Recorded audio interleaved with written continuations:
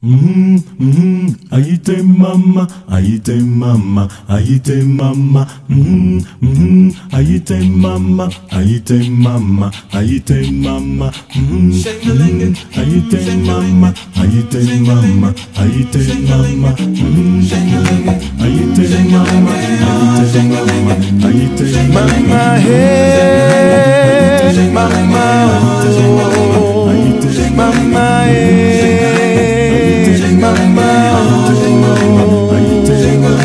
Jesus can break those chains away. mama, Break those chains of pain and grief.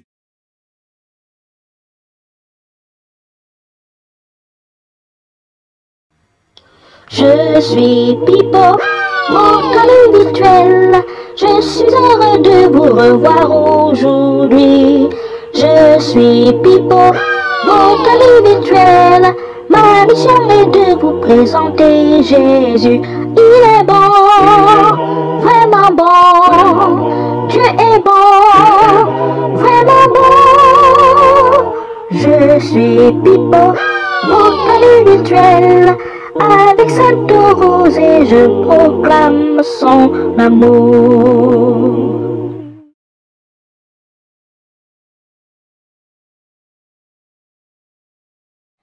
Je t'exalterai, Seigneur, parmi toutes les nations. Je célébrerai, je chanterai ta gloire.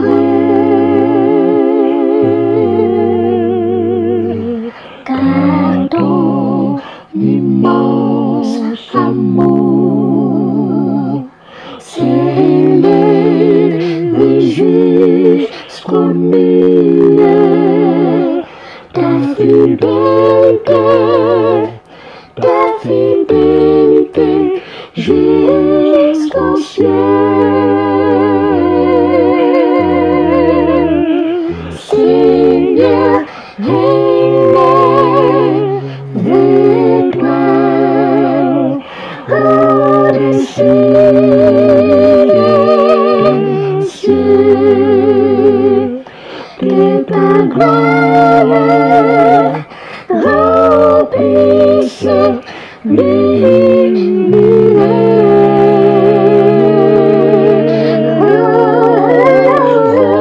Seigneur, élève-toi au-dessus des cieux, que ta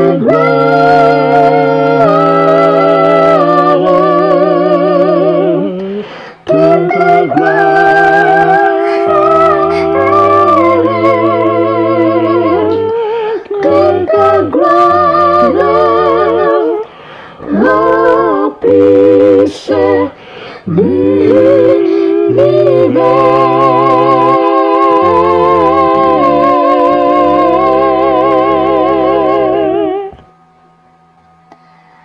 Amen.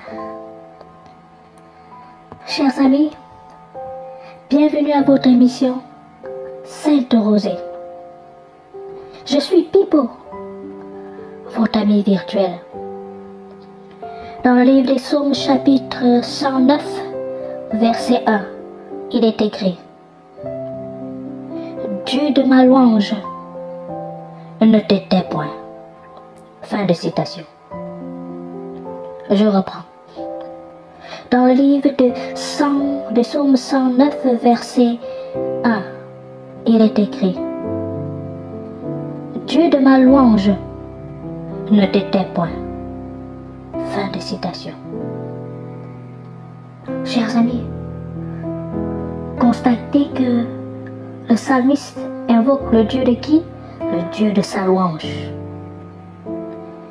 Il n'a pas dit le Dieu de ma bonté. Il n'a pas dit le Dieu de mon intelligence. Il n'a pas dit le Dieu de ma beauté. Il n'a pas dit le Dieu de ma richesse. Il n'a pas invoqué le Dieu de ma santé. Le psalmiste dit bien ici, le Dieu de ma louange. Car lorsqu'on loue l'Éternel, Dieu se lève. Lorsqu'on invoque l'Éternel par la louange, Dieu agit. Lorsqu'avec un cœur sincère, nous chantons la louange de l'Éternel, l'Éternel Dieu des armées se lève et il agit. Il intervient. Voilà pourquoi le psalmiste invoque le Dieu de sa louange. Parce qu'il savait que Dieu agit. Il se lève. Il intervient lorsqu'on l'invoque par la louange. Chers amis, êtes-vous en difficulté? Louez le Seigneur. Chantez ses bienfaits. Chantez pour l'Éternel. Êtes-vous malade? Louez l'Éternel Dieu des armées. Êtes-vous en danger? Louez l'Éternel Dieu des armées. Souffrez-vous d'une situation quelconque? Louez l'Éternel Dieu des armées. Car par la louange, l'Éternel s'élève et il agit. Souvenez-vous que c'est lorsque David était parti auprès de Saül. Saül qui était possédé par un mauvais esprit. C'est par la louange. C'est par la louange que le démon est sorti de Saül. Saül a été délivré par la puissance de la louange. C'est pourquoi le psalmiste dit, Dieu de ma louange, ne t'éteins point. Invoquons l'Éternel par la louange. Invoquons-le en disant, Dieu de ma louange, Dieu de ma louange, Dieu de ma louange, ne t'éteins point. Ne t'éteins point. Agis, interviens, et l'Éternel Dieu des armées agira. Il interviendra. Il vous délivrera. Il vous relèvera. Il vous soulagera. Oui, l'Éternel Dieu de notre louange. Alléluia. Que l'Éternel bénisse sa parole et qu'il nous aide à l'invoquer, lui, le Dieu de notre louange. Alléluia. Et chers amis, voici votre émission Sainte Rosée.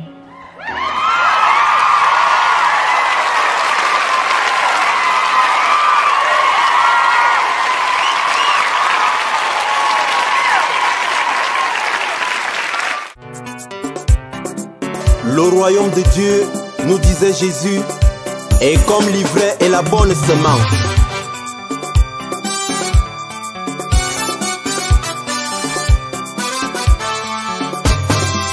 Ah, pasteur Ndamandongo, je donne mon plaisir, mon père.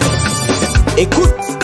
Les saints vont ensemble, l'un et l'autre, jusqu'à la moisson. Les saints vont ensemble, l'un et l'autre, jusqu'à la moisson. Un homme avait un champ, et dans ce champ, il répandit la bonne semence. Il sema le blé, il sema le riz, et tout ce qu'il y a de bonbons. Dans la nuit, vint l'homme malin, dans ce même champ, il répandit l'ivraie. Et quand l'hébreu eut poussé et donna du fruit, au même instant, l'ivraie apparut. Les laboureurs prirent les machettes et les houes.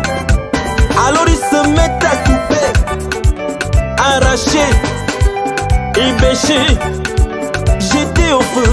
Mais le maître du champ leur dit, non, non, laissez croître ensemble l'un et l'autre jusqu'à la moisson. Accouralez, laissez Ensemble, l'un et l'autre, jusqu'à la moisson. laissez, Vont ensemble, l'un et l'autre, jusqu'à la moisson. Maurice Panda, le parrain de la nouvelle Écoute la signification de la parabole. Ouvre les oreilles. Jésus leur dit, le semeur c'est moi. Le champ c'est le cœur des hommes. J'y ai semé le fruit de l'esprit. L'amour, la patience, la bonté. Amen, semaine en vain. Le malin, c'est le diable. Dans le même cœur des hommes, il se mêle les œuvres de la chair. Le Congo ça, l'ivrognerie, l'impudicité. Amen, semaine à paix. Les laboureurs sont les hommes d'église, soucieux de la bonne marche de l'œuvre de Dieu. Alors ils se mettent à nettoyer, balayer, débarrasser l'église des mauvais chrétiens. Mais Jésus vous dit, de peur qu'en arrachant l'ivraie, vous ne déraciniez en même temps le blé, le CO. Oh!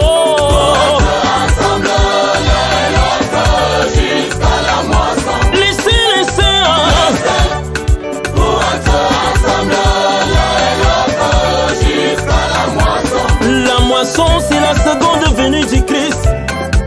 Lui-même viendra moissonner ses élus. Oh toi homme qui vis dans l'église de Dieu, oh toi qui vis dans ce monde de péché, de quel côté seras-tu? L'ivraie ou la bonne semence? Car au dernier jour tout le monde sera tamisé. Oh, tamisé. Tout le monde. Toutes les églises adventistes, baptistes, catholiques, là-dedans, les Jésus sauve et guérit, la vraie église et même les témoins de Jéhovah, tous les pasteurs, les anciens et même les diaconesses, les magistrats, avocats et même les députés, tout le monde dans le tamis, les homosexuels, les charlatans et même les magiciens, tous les policiers, les militaires et même les gendarmes, et même les chefs d'État, les gouvernements, les royautés. Alors, Christian Guinée, là-dedans, on va secouer, travailler.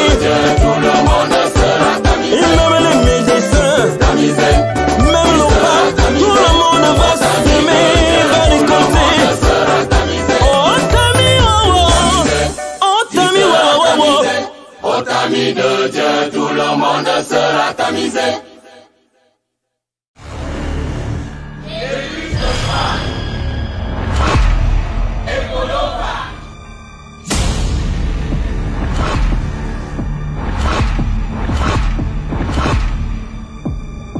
Avec ma voix et mon instrument, tu me conseilles.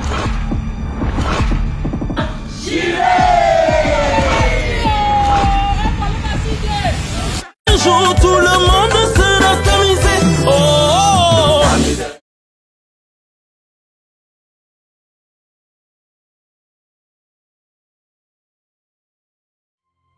Je ressentais un fort bourdonnement dans les oreilles. Devant moi se présentait une sorte de tunnel sombre dans lequel je me suis senti aspiré, que j'ai traversé rapidement, attiré par une lumière que je voyais tout au bout. Tout à coup, j'ai senti une petite secousse et mon esprit s'est littéralement séparé de mon corps physique. Je me suis mis à planer au-dessus de la rivière. Je voyais mes amis en train de tirer mon corps vers le rivage. C'est alors que, du côté de la lumière, un groupe de belles personnes est apparu et m'a accueilli avec un amour infini.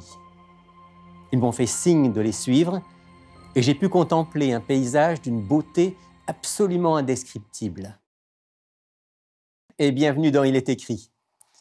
L'expérience que je viens de relater en introduction n'est qu'un exemple parmi des milliers de témoignages qui se ressemblent plus ou moins, avec des variantes, et qui émanent le plus souvent d'hommes et de femmes qui ont vécu un arrêt respiratoire ou un arrêt cardiaque, qui ont frôlé la mort.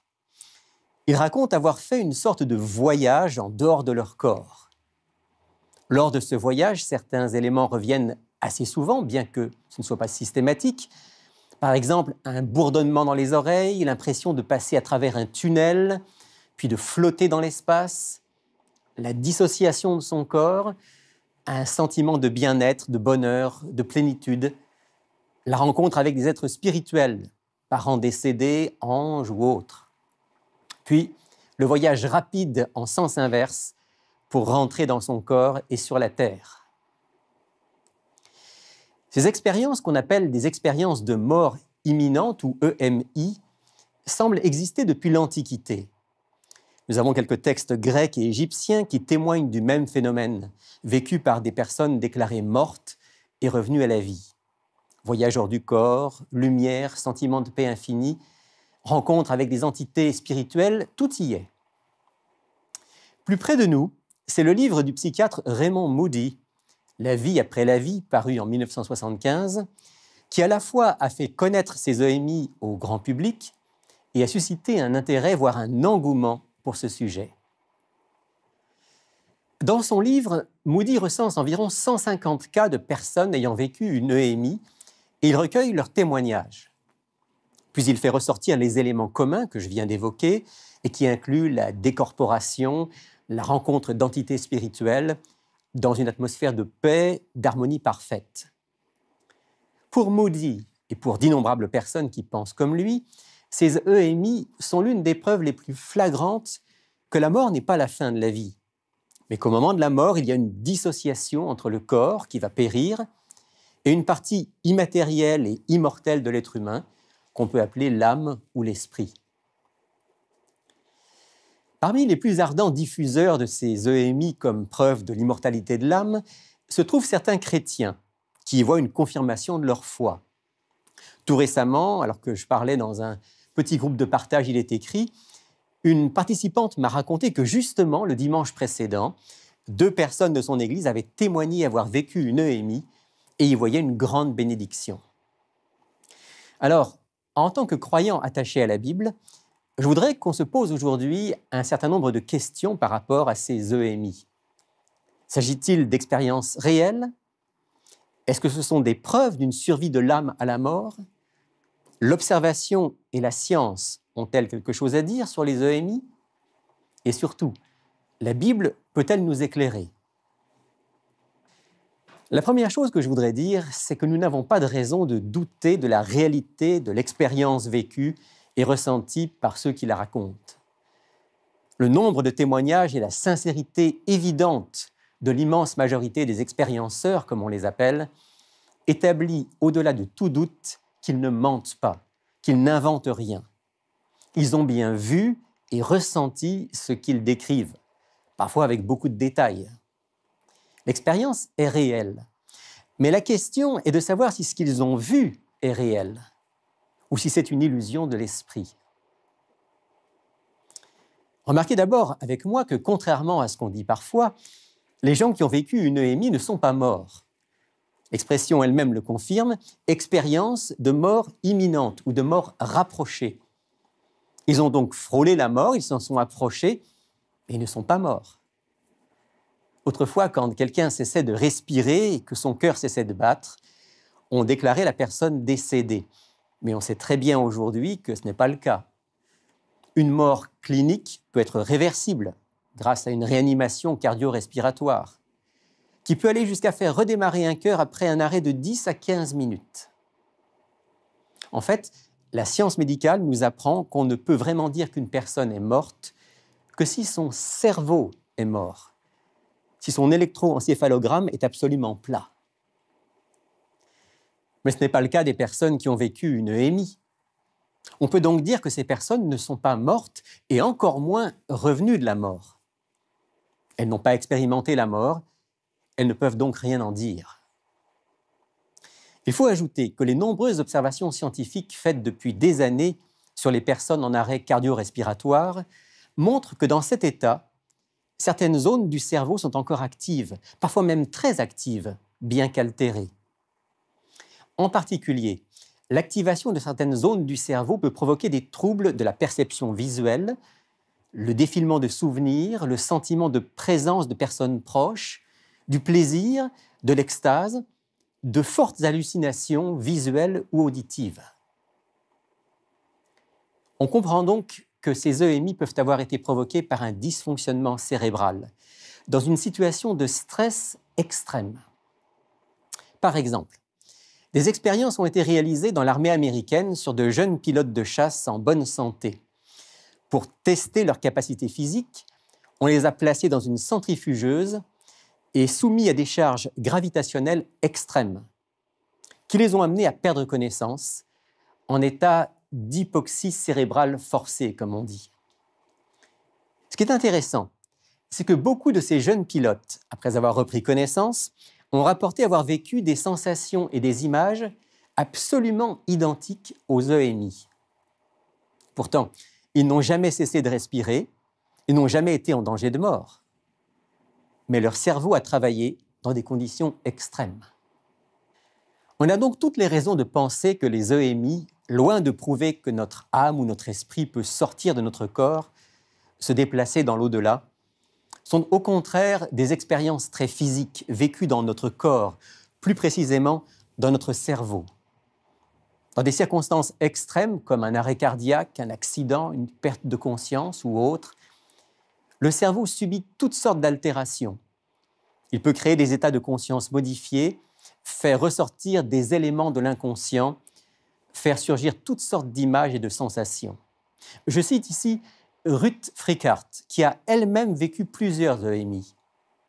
Elle dit « Les illusions très déroutantes vécues lors des EMI marquent à jamais les bénéficiaires de ces rêves, car les visions, tunnels, lumière, bien-être, voix et apparitions de défunts font assurément partie de ce qu'on pourrait appeler le bagage profond, protégé dans l'inconscient. Il est tout à fait possible, et même normal, que l'expérienceur ait pu voir de belles choses et ressentir d'étonnantes sensations. Mais toutes ces belles choses ne sont que des rêves, des mirages, des illusions. Je sais que certains vont me dire « Mais comment expliquez-vous que plusieurs personnes qui ont vécu une EMI, parfois avec une vision du Christ, aient vu leur vie transformée par cette expérience ? Alors qu'auparavant, ils n'avaient pas d'intérêt religieux ou étaient des chrétiens tièdes, ils sont devenus des croyants fervents. Ils ont complètement réorienté leur vie dans le sens du bien. Est-ce que ce n'est pas la preuve que les EMI sont bien des voyages dans l'au-delà, en présence de Dieu ? D'abord, souvenons-nous que Dieu est Dieu, qu'il aime les êtres humains et qu'il utilise tout ce qu'il peut pour les attirer à lui. Alors oui, il peut même utiliser les EMI pour éveiller la conscience de quelqu'un. Comme il peut aussi utiliser un film de fiction, par exemple, qui n'a rien de réel, ou n'importe quel autre élément capable de toucher un cœur sous l'influence du Saint-Esprit. Mais le fait que Dieu puisse utiliser une EMI pour parler au cœur de quelqu'un ne prouve en aucun cas que l'expérience est réellement une séparation de l'âme et du corps, un voyage dans l'au-delà. Ici, je voudrais faire remarquer aux chrétiens quelque chose de troublant. Si ces EMI étaient vraiment des expériences qui permettent de se rendre dans l'au-delà, tout près de Dieu et du Christ, comment se fait-il que l'immense majorité des personnes non-croyantes ou sans intérêt pour la religion, qui vivent une EMI, en reviennent sans avoir reçu aucun message relatif au Christ ou à l'Évangile, à la nécessité de la repentance ou d'une vie nouvelle? Dans un petit livre consacré aux EMI, Clifford Goldstein exprime cette interrogation. Pourquoi la plupart des personnes ayant vécu une EMI en reviennent-elles sans ressentir le moindre besoin du Christ et de sa grâce? Si ces personnes ont vraiment été emmenées au ciel, ont parlé aux anges de Dieu ou à Dieu lui-même, pourquoi ne leur ont-ils pas communiqué l'enseignement biblique le plus fondamental, à savoir la nécessité de la grâce du Christ pour le pardon des péchés? Ce qu'elles disent avoir entendu dans l'au-delà s'apparente généralement plutôt au dogme du New Age, à un sentiment de paix, une grande lumière, un être lumineux qui les accueille et les rassure, puis les événements de leur vie défilent devant leurs yeux, sans aucun jugement, juste de l'acceptation pour chacune de leurs actions. Voilà un évangile bien différent de celui de Jésus-Christ. Pas besoin de se repentir, de recevoir le pardon de Dieu, de changer de vie. Le paradis est promis à tous, quelle que soit leur vie. Ce nouvel évangile très à la mode, qui fait l'économie du Christ, du repentir, du pardon divin, des commandements de Dieu, cet évangile des EMI, quelle en est l'origine? Elle est certainement plus humaine que divine. Elle correspond bien aux conceptions que véhicule notre monde, et dans bien des cas, elle correspond aussi à la conception de la personne qui a vécu l'EMI. Son subconscient s'exprime en quelque sorte. Mais attention, il y a plus que cela. C'est là qu'il faut vraiment être vigilant et faire preuve de discernement. Dans un article consacré aux EMI, le journal Christianity Today, qui est pourtant un magazine plutôt ouvert et non dogmatique, lance un avertissement aux chrétiens. Dans plusieurs de ses aspects et des témoignages rapportés, le phénomène des EMI est conforme au sujet de prédilection du New Age. Les notions transmises aux personnes qui vivent une EMI leur font rarement comprendre qu'elles ont besoin du Christ. Compte tenu de ce que Jésus a enseigné sur les tromperies démoniaques, il est logique que le malin veuille convaincre les gens qu'ils n'ont pas de compte à rendre, qu'ils n'ont pas à craindre le jugement d'un Dieu saint. Cette allusion au malin, c'est-à-dire le diable, à propos des EMI, en fera peut-être sursauter quelques-uns. Et pourtant, il est loin d'être exclu que le malin s'infiltre dans ces phénomènes des EMI pour orienter le message que les expérienceurs reçoivent. Car au fond, le message principal véhiculé par les personnes qui vivent une EMI est bien que la mort n'existe pas, que ce n'est qu'un passage vers une autre forme de vie, que notre âme se libère du corps à la mort pour vivre une expérience plus pleine dans l'au-delà. Et c'est un grand mensonge, le grand mensonge originel soufflé par le serpent à l'homme et à la femme lorsqu'il les a poussés à désobéir à Dieu. Souvenez-vous du texte du livre de la Genèse que je veux lire maintenant, au chapitre 3, les versets 4 et 5. Alors le serpent dit à la femme, « Vous ne mourrez pas du tout. Mais Dieu sait que le jour où vous en mangerez, vos yeux s'ouvriront et que vous serez comme des dieux qui connaissent le bien et le mal. Vous ne mourrez pas du tout. » Ce grand mensonge originel qui a été démenti par la mort d'Abel, en tout premier lieu, puis celle d'Adam et Ève et de tous leurs descendants, ce grand mensonge originel, le malin l'a perpétué en faisant croire aux humains qu'ils ne meurent pas vraiment. Vous êtes immortels, votre âme est immortelle. Elle se dissocie de votre corps et continue son existence dans un monde meilleur, nous dit le malin, à travers pratiquement toutes les religions et tous les mouvements spirituels de la planète. Laissez-moi décortiquer rapidement 3 aspects de ce mensonge universel. Premièrement, tout part de la croyance en une âme ou un esprit qui serait une partie constitutive de l'être humain, distincte du corps et capable de vivre en dehors du corps physique. Cette croyance, qu'on retrouve dans presque toutes les religions et les spiritualités, est en contradiction flagrante avec l'enseignement de la Bible.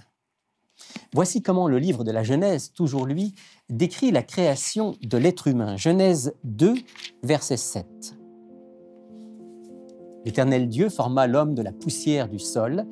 Il insuffla dans ses narines un souffle de vie, et l'homme devint une âme vivante. L'homme est devenu une âme vivante, nefesh chaya en hébreu, quand il a commencé à respirer.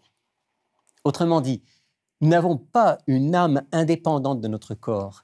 Nous sommes des êtres physiques. Et notre âme, notre personne, s'exprime uniquement à travers notre corps. On dirait aujourd'hui plus précisément à travers notre cerveau. Dans la Bible, il n'y a pas d'âme ou d'esprit indépendant du corps. Deuxième aspect du mensonge. Une partie de notre être, âme ou esprit, serait immortelle par nature. Elle ne pourrait pas mourir. Elle continuerait à vivre quand le corps périt. Cette conception de l'âme immortelle est omniprésente depuis l'Antiquité. Elle a été popularisée par le grand philosophe grec Platon. Puis elle est passée dans le judaïsme, dans le christianisme et même dans l'islam. mais elle est entièrement anti-biblique. D'après la Bible, seul Dieu est immortel. J'en veux pour preuve la déclaration de l'apôtre Paul dans sa première lettre à Timothée au chapitre 6, que je partage maintenant avec vous. Lui seul possède l'immortalité, habite une lumière inaccessible que nul homme n'a vue ni ne peut voir. À lui, honneur et puissance éternelle. Dieu seul possède l'immortalité, dit l'apôtre Paul. Donc, l'âme n'est pas immortelle par nature. Au contraire, elle est mortelle depuis que le péché est entré dans le monde.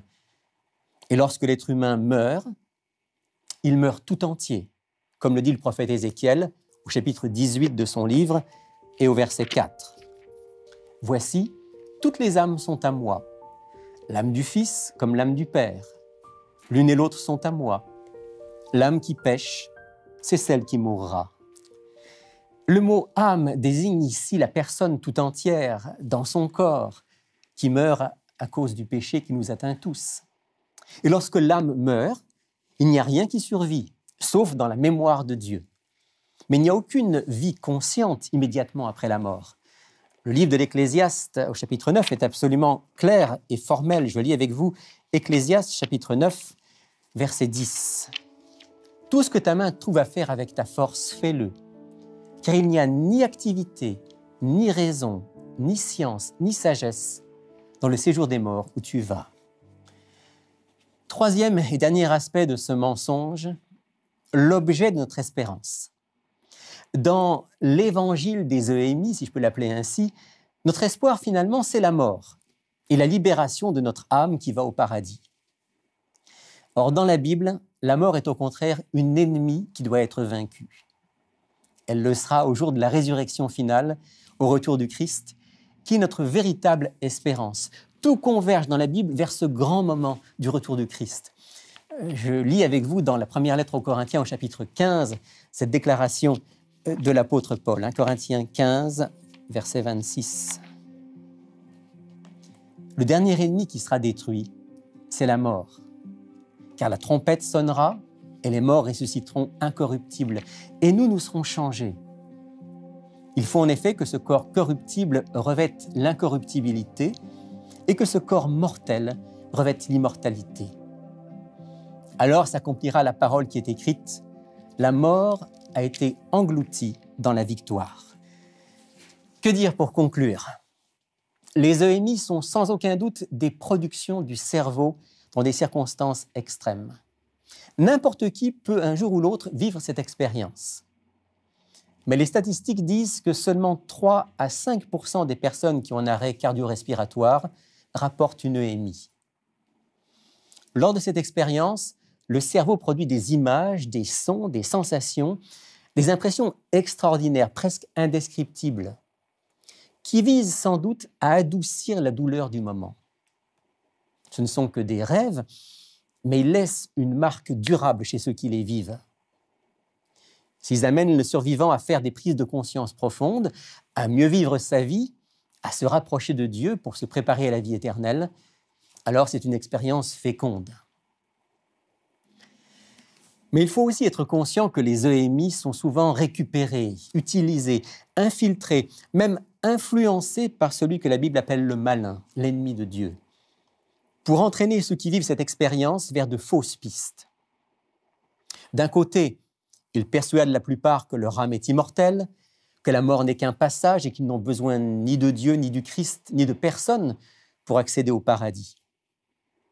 De l'autre côté, il convainc aussi des chrétiens de cette pensée non biblique selon laquelle l'âme est immortelle et accueillie par le Christ immédiatement après la mort. Quand on se souvient que le Nouveau Testament nous met en garde contre les faux messages prophétiques et les miracles mensongers, particulièrement au temps de la fin, on fera bien d'être prudent face à des expériences comme les Euhémies, dans lesquelles on parle de messages venus de l'au-delà et même de personnes décédées rencontrées de l'autre côté. Comme toujours, notre seule sauvegarde est de nous appuyer fermement sur le message de la Bible, sur un solide « il est écrit ». Car, écrit l'apôtre Paul, même si un ange du ciel vous annonce un évangile différent de celui que nous vous avons annoncé, qu'il soit anathème. Notre espérance solide n'est pas dans la mort, mais dans la résurrection, comme l'exprime clairement la Bible, par exemple dans ce texte de l'apôtre Paul, 1 Thessaloniciens 4, versets 16 et 17. Car le Seigneur lui-même a un signal donné, à la voix d'un archange, au son de la trompette de Dieu, descendra du ciel. Et les morts en Christ ressusciteront en premier lieu.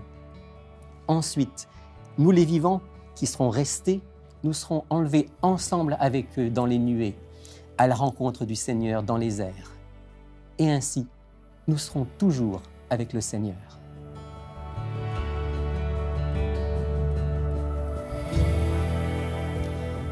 Père du ciel, merci infiniment pour cette extraordinaire espérance que tu nous donnes, celle de te rencontrer bientôt face à face lorsque Jésus reviendra, avec tous ceux qui t'auront aimé. Donne-nous dès maintenant de vivre avec toi dans l'humilité, dans l'amour, de compter sur toi, de ne pas craindre la mort, mais d'être prêt pour le grand jour de la résurrection. C'est notre prière en ton nom. Amen.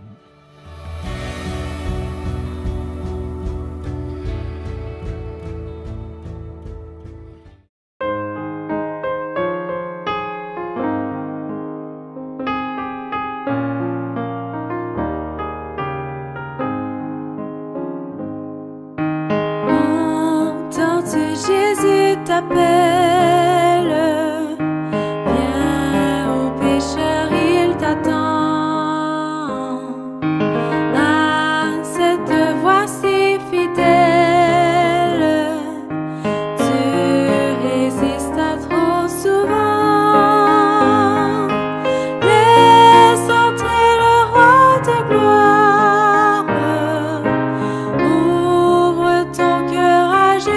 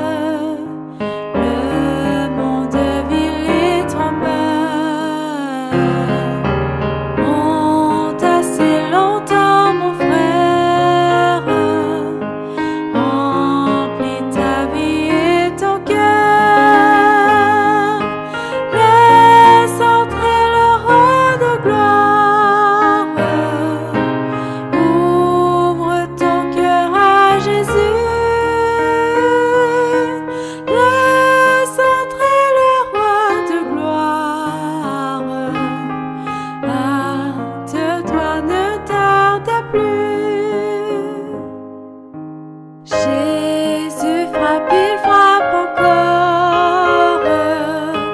Ouvre à ton libérateur.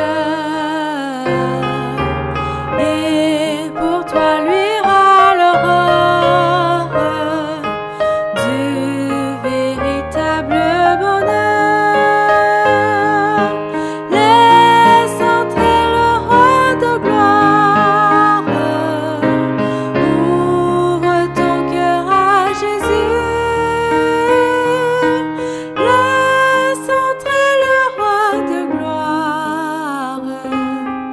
Hâte-toi, ne tarde plus.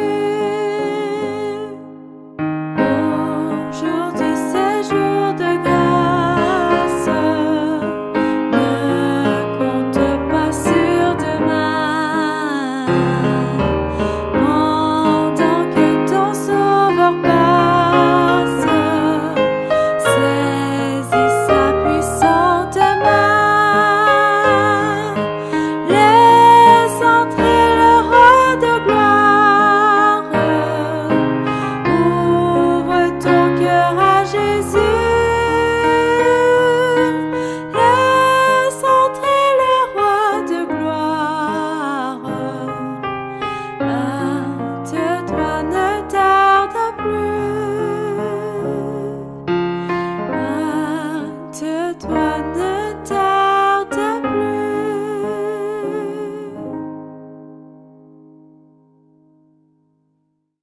Écoute la voix du Seigneur Jésus, Jésus qui